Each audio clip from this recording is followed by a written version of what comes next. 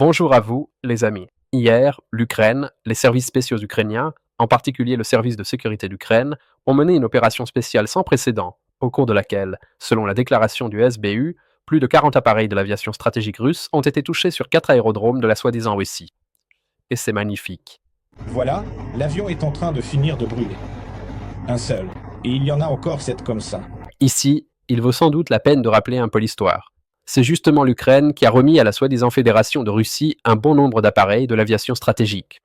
Donc hier, nous n'avons rien détruit, nous avons simplement repris ce qui nous appartenait.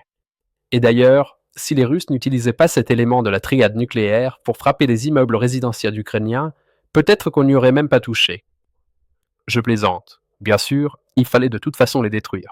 Regarde où ça explose, là-bas, là.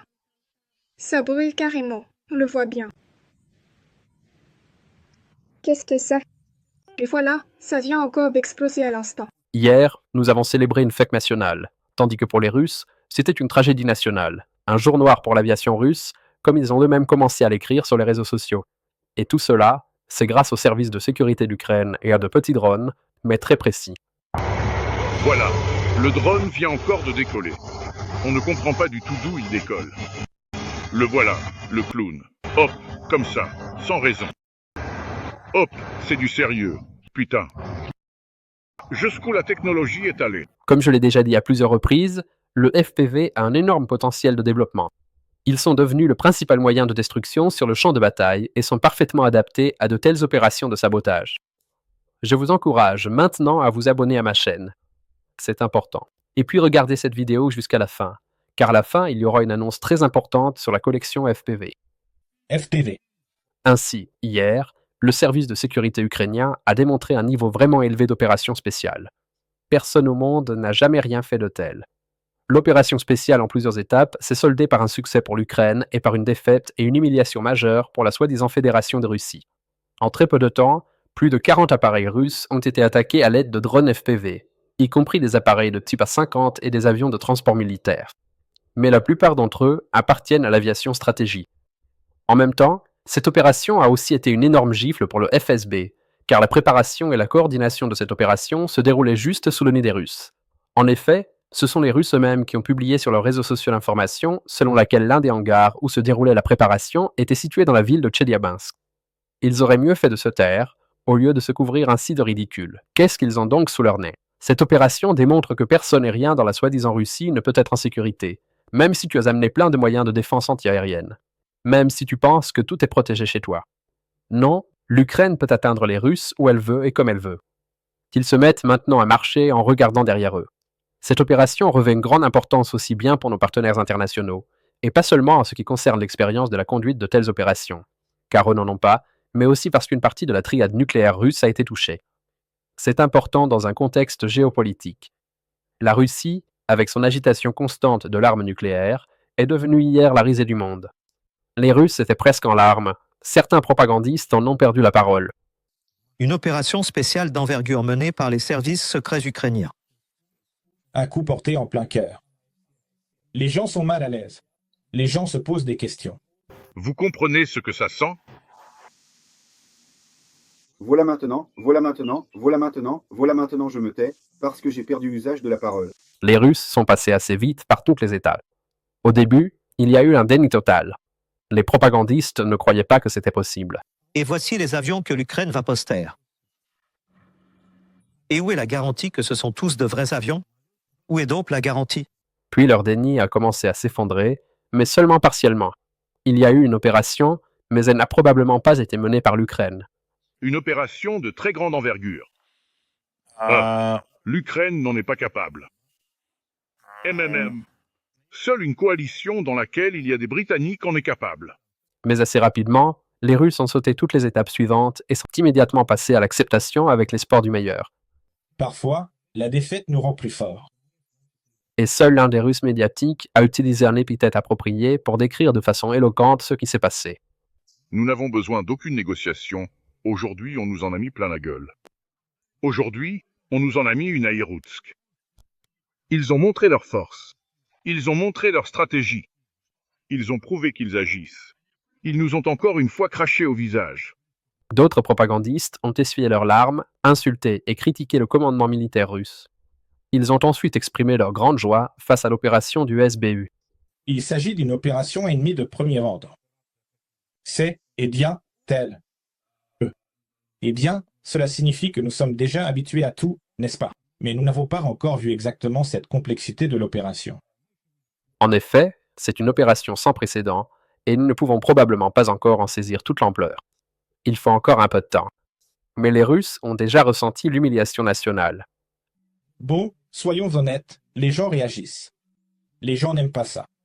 Les gens se posent des questions, les gens eux. C'est difficile à croire, même du bout des lèvres. En général, les humiliations nationales, combinées à la méfiance envers le pouvoir central, finiront tôt ou tard par provoquer l'effondrement de la soi-disant Russie. Je suis convaincu que nous vivrons, vous et moi, cette époque magnifique. Et pour l'instant, les propagandistes russes essaient de sauver la situation et cherchent des coupables. Et le coupable, ce n'est pas Vladimir Poutine, qui a donné l'ordre de commencer la guerre, mais le soldat appelé sous les drapeaux. C'est lui, maintenant, qu'il faut fusiller. Les vidéos qui apparaissent sont filmées par les conscrits. Et on pourrait le fusiller, ce conscrit, le faire sortir en solo et le fusiller devant tout le monde, comme un traître à la patrie. Et dès que les Russes en auront fini avec ce conscrit, qui est responsable de tout, ils n'hésiteront pas une seconde à lancer une frappe nucléaire contre l'Ukraine. Parce que ce qui s'est passé aujourd'hui, comme nous l'avons dit, selon notre doctrine nucléaire, nous donne la possibilité de porter un coup d'une sévérité sans précédent. Bien sûr, les Russes peuvent essayer de lancer de nouvelles frappes de missiles et de drones sur le territoire ukrainien, mais ils l'auraient fait de toute façon. Peu importe ce que toi et moi faisons, nous nous vengerons. Mais personne n'utilisera certainement d'armes nucléaires. Jusqu'à quand allons-nous encore tolérer cela? Vraiment? L'océan lui-même est désagréable. Alors que faire? Soyons patients. Cela n'arrivera pas parce que Vladimir Poutine a décidé de choisir la voie de l'humiliation et a envoyé une délégation russe aux négociations à Istanbul. Pour une raison quelconque, Medinsky ne veut pas commenter l'histoire de l'aviation de l'Astral.